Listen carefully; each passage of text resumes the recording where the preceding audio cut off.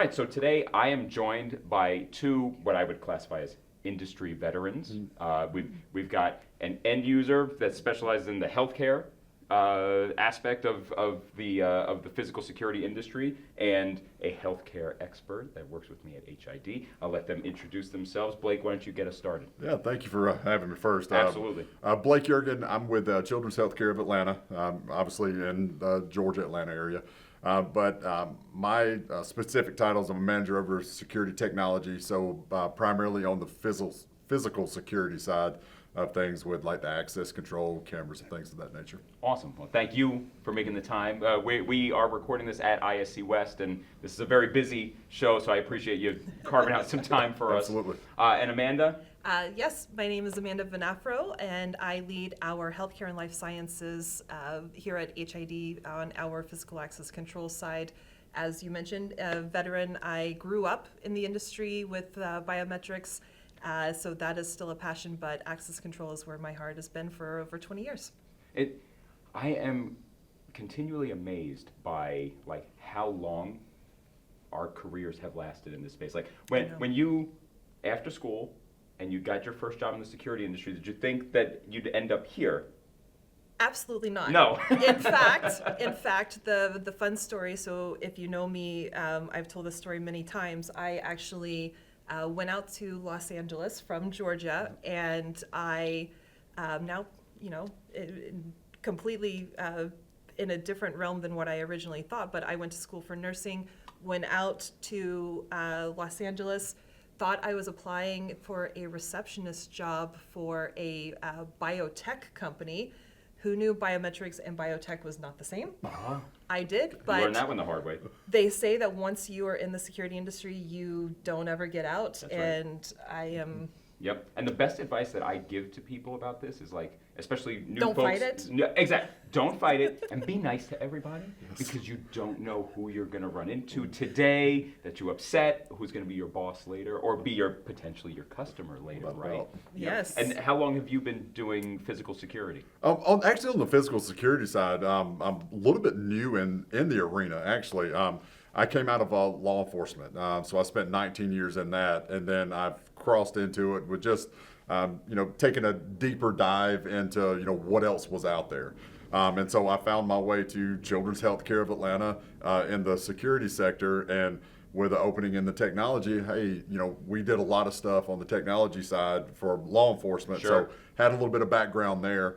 And so now it's taking that deeper dive into what else is out there with the access control and the advanced analytics with cameras and things of that nature. So while I'm new on the security side of things, right. I do have a pretty extensive background in the technology sector. Fantastic. Well, welcome. You're never getting out. Exactly. Exactly. All right, so I'm going to start out with this one because I think this is the one that's really intriguing to me.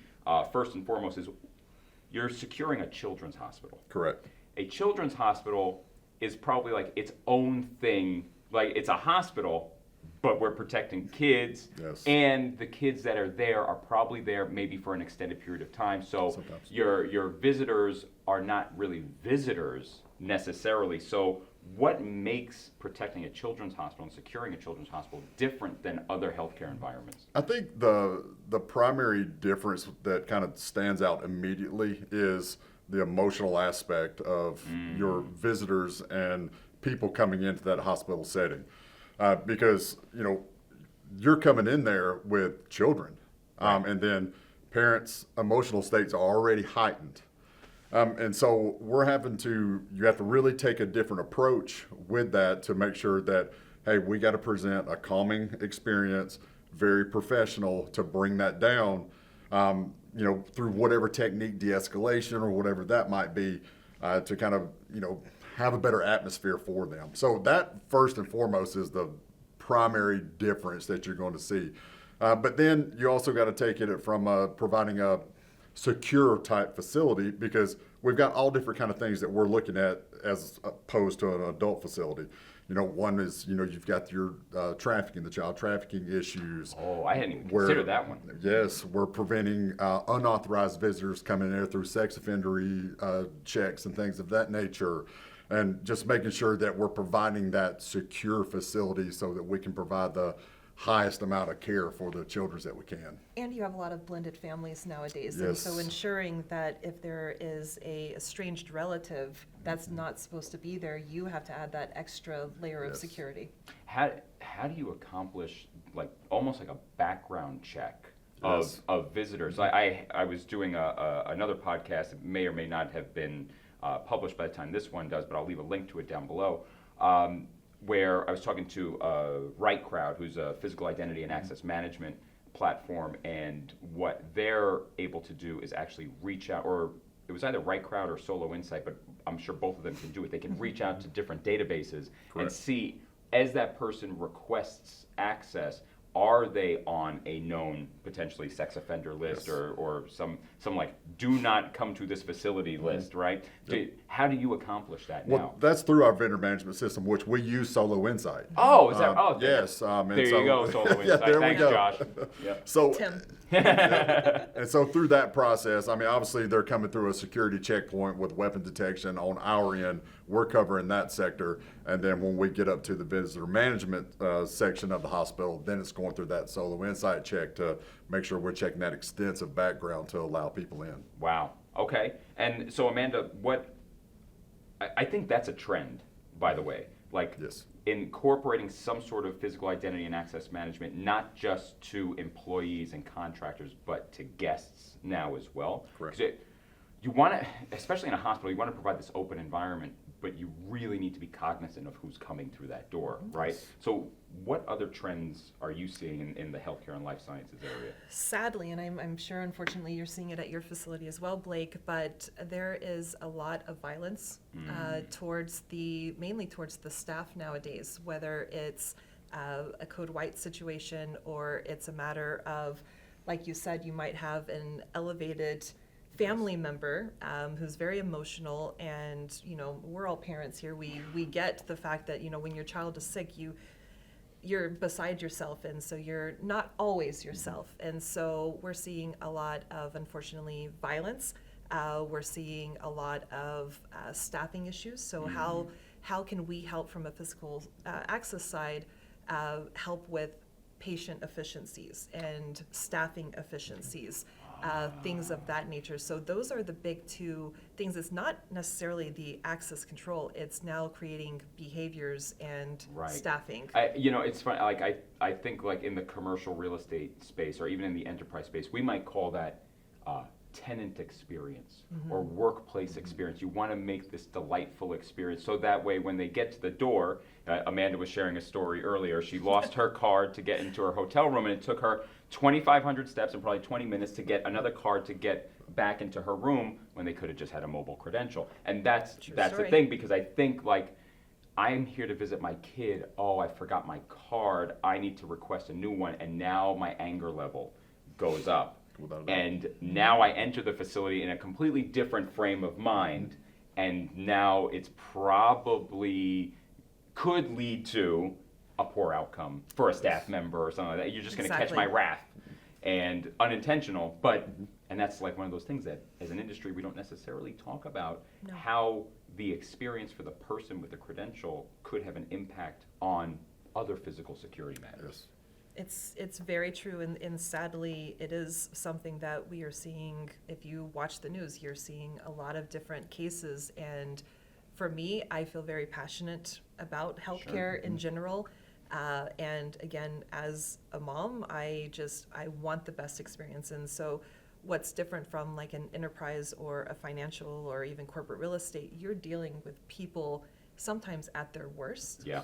Because of just the elevated level of emotions that are there. And so we have to step outside of our everyday and put ourselves into their shoes. And even with us, we have to put ourselves into your shoes. Yes. And we have to try to help work together to solve the problems and sometimes save lives. Yeah, and ultimately, as a security industry person, as a security practitioner, I think the takeaway from this part of the conversation is we're not, in healthcare in particular, we're not selling widgets. No. Right? Yes, we're putting a reader on the wall, and yeah, we're wiring it for Yeargin or OSDP, and here's your 26-bit card, and it's so much more than that, and that's the frame of mind that, as an installer, as a manufacturer, we need to put ourselves into that frame of mind Right. before we can even start engaging with a children's hospital or any hospital in particular. You have And to humanize it. Yes, Yes.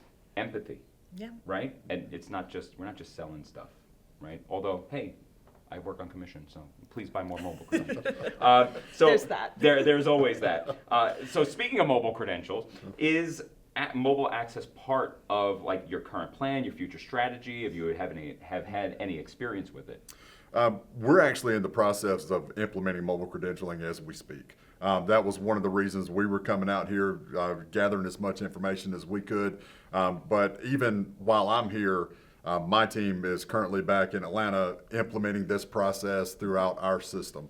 And we see that need for it. As technology advances, we've got to start advancing too. Because like we were talking about earlier is, somebody might come in and they've left that credential at home. Well, the one thing they never leave at home is a cell phone. That's right. That's right. So that credential will always be on them regardless. I mean, even if they left their cell phone at home, they're going to go back and get that. They Yes. may not go back and get a card. And they're not going to share it with anyone. Exactly. And so we're in the process now of really starting to upgrade our systems, bringing in mobile credentialing and upgrading all of our readers to OSDP currently. Oh, wow. Okay. And then is Solo Insight going to be the platform that you use to provision those credentials? Yes, we are working with them as well. On our side, my team, we consist on the physical security side, but we work really close with our IT group as well. And so they're working with the Solo Insight group to make sure everything is integrated together to make this seamless. So it brings a question to mind. Sure. And I think any healthcare institution is probably having this struggle right now of which stakeholders internally need to be involved in that decision-making process. Because like physical Yes. security, you all might say, well, this is what we need, but ultimately that system is riding on IT's network. So at what stage in the game did you have to bring in your IT department in order to start even going down the path of exploring a Solo Insight type solution? Immediately when we started brainstorming the idea. Okay. And the reason was we work really close with our IT group. We have a group that's assigned just to us in the facility side where security falls under. So we've got a fantastic relationship with them. We couldn't do near the stuff that we do without them anyway.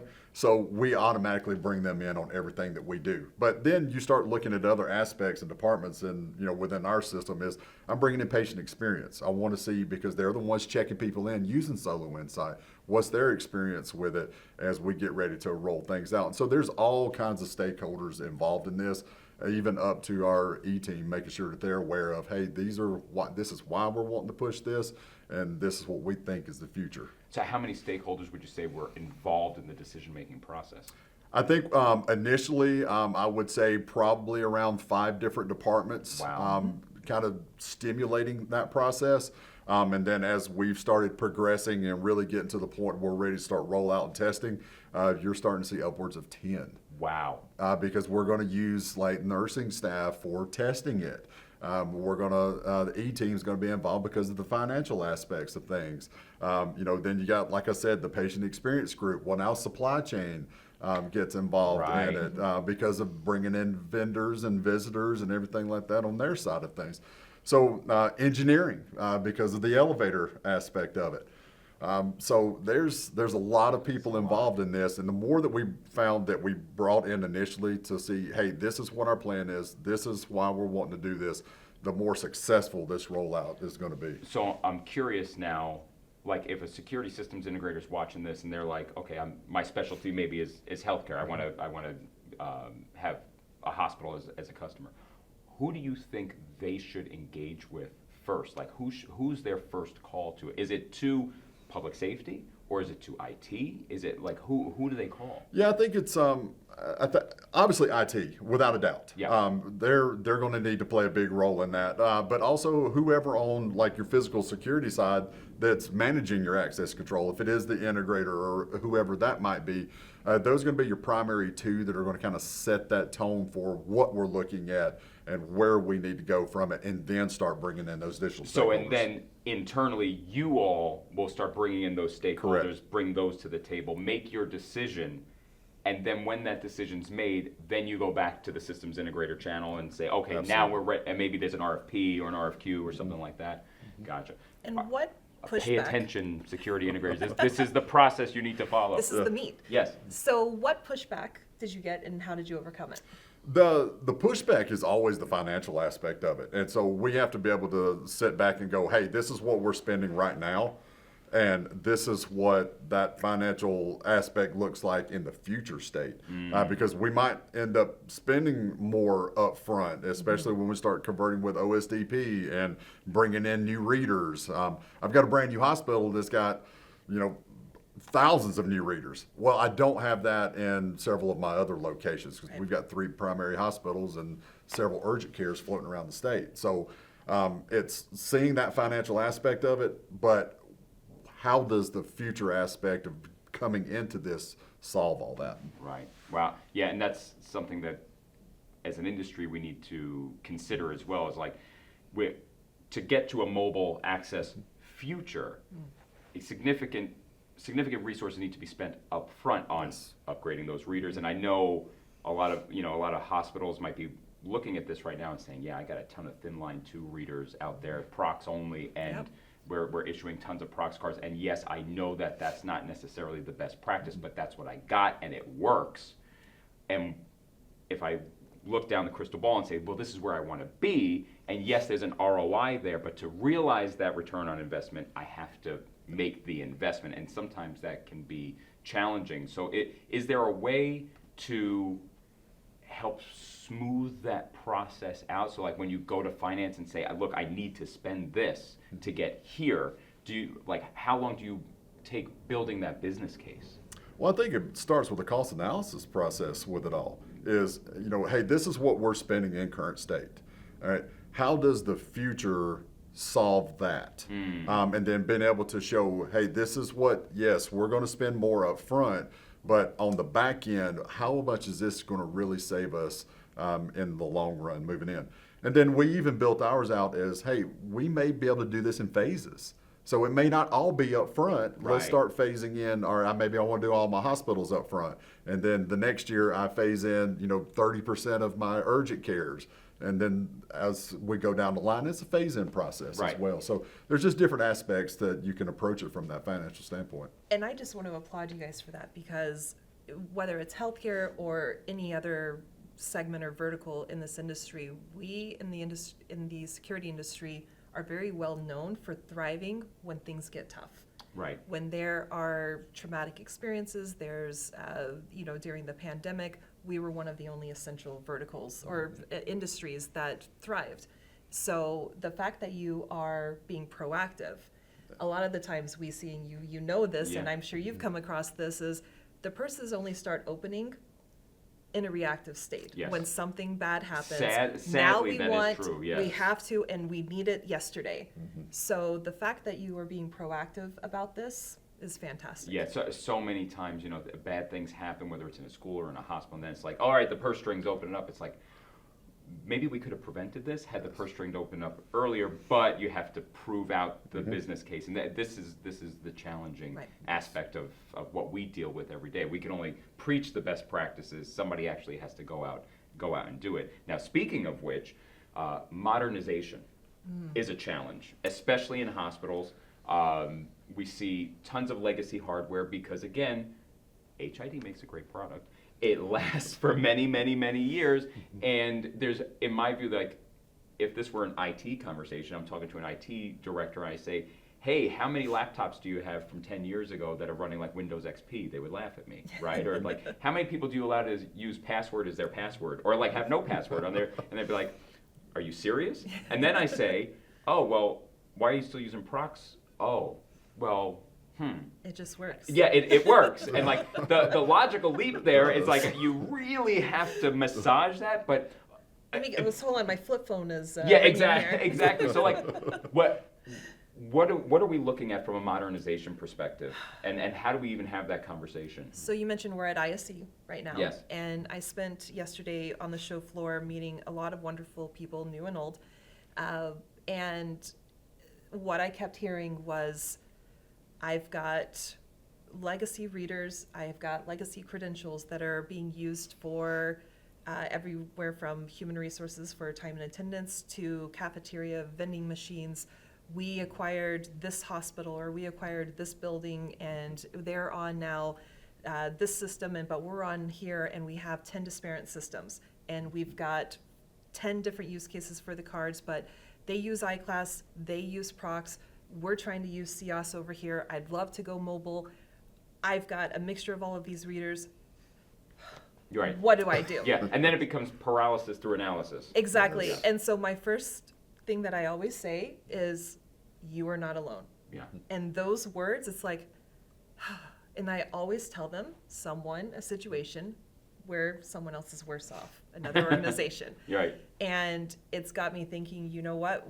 Being the leaders of access control, it is our job, it is our duty to help with that migration plan. And so that's what I tell them. We have this whole army of people to be able to help you with that. And it's not a rip and replace. That's not the R&R people like, right? Right. So that hardly ever happens, maybe once in a lifetime. So it's a phased approach. Yeah.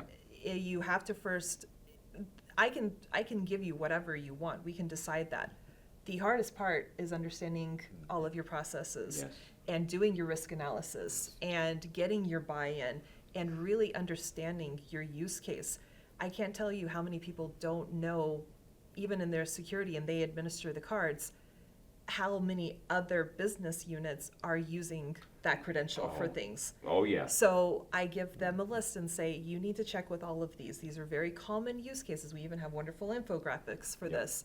And I say, you need to go and basically clean out your house first. Yeah. And I was actually, an analogy I used yesterday is when you're doing your spring cleaning of your closet or where you're or your garage, for example, and you take everything out and you throw it in the center and you're looking at it and like, oh, what did I do? I don't want to do this. You make a bigger mess than what you had in the first place. But then when you organize and you clean and you put everything back on the shelves, you feel like $1 million. Look what I did. Now everything has a place. That is what modernizing a security system is like. Yeah, absolutely. I couldn't agree more. And you're right. As the thought leaders in the space, it's our job to work hand in hand with an organization like yours to say, all right, let's be here for the long haul. Yes. And let's trust each other. Let's make good recommendations. And then we have to bring in a trusted partner because obviously we can't install any of this stuff ourselves. And that's where our systems integration channel comes in, our technology integration partners, our OEM partners, to really make all of this work. And it's a lot of effort. But then the payoff is something that I want to get to with this, and this will probably be our last question, but visitors. Your situation is actually quite unique, and Amanda shared with me exactly how many credentials you provision to visitors, non-mobile, like actual physical cards. For the audience watching, how many physical cards do you provision? It's hundreds of thousands. Hundreds of thousands Yes. of cards. Like just right there, the ROI is tremendous to go mobile. But was that the impetus to say let's try mobile access? Is like just to get the visitor thing handled, or like what were you thinking when it was time to make that decision to go mobile? Was it specifically about visitor management, or was it just this whole holistic thing? It was kind of twofold, actually. And, first, the reason that we do that with the cards is we wanted to provide that type of experience to make the flow within our system easy for our guests, to try to make it as smooth as possible.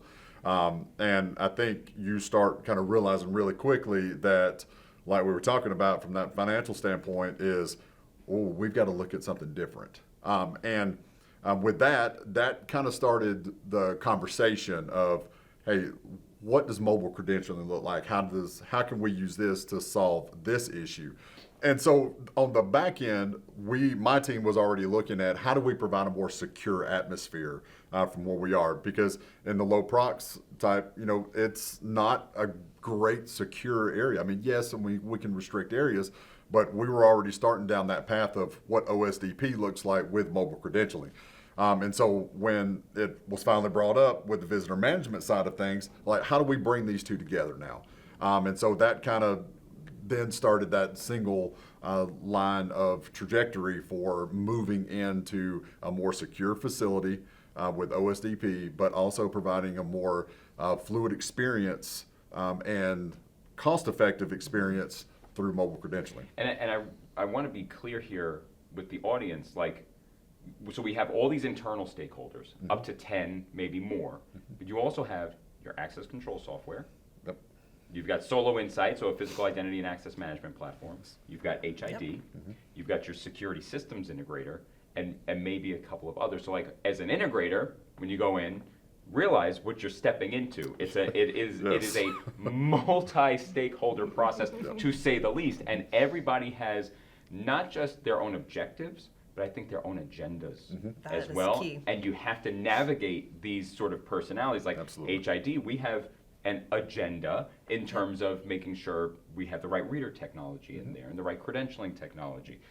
And we really want to make sure that like you're using the right wiring standards and all that. And then you have the Mercury panels, like you have the panel aspect of it, that which leads to the access control software. And the access control software doesn't always necessarily solve the use case of visitor management in a unique situation like yours, which Correct. then necessitates an identity platform, Yes. which then opens up a whole other ball of wax, because then you can say, well, ooh, what else can I do with this? Yeah. Right? And that goes back to what we were chatting about earlier. So That's a whole other that's episode. that's a whole other episode. Yes. From a visitor management perspective, what do you see as like the evolution here? Like, is things getting more complex? Are they getting more simplified? I think watch what these guys are doing. Yeah. That is ultimately what we're finding. There's a lot of places that you can still just walk straight into a hospital and go up to every floor except for ICU and the mat ward. Yeah. That is not helping with all of the violence that we're seeing. So helping them secure their facilities, visitor management is becoming it's becoming a hotter piece. Yeah, and as an aside, sort of separately related, it drives me bananas to be able to just walk into a school. Oh, Don't do that. Don't. I was when we were evaluating schools for our kids, like part of my evaluation is a physical security assessment. They don't know I'm doing it, but like as I walk in, Same. I'm like, same. what? Because Do you they have have as well, cameras? I'm Do you like, like? Or do we have What a kind man of trap intercom here? do you have on the door? 100%. Where's the Like, camera placement? Where's the 100%. camera Do placement? I have No readers? cameras? Forget it. And the public school that I walk in, I won't name them, name and shame, but like they had an intercom, they had a camera, they had a reader, and then the door was just wide open. I'm like, no, nope, that you're off the list.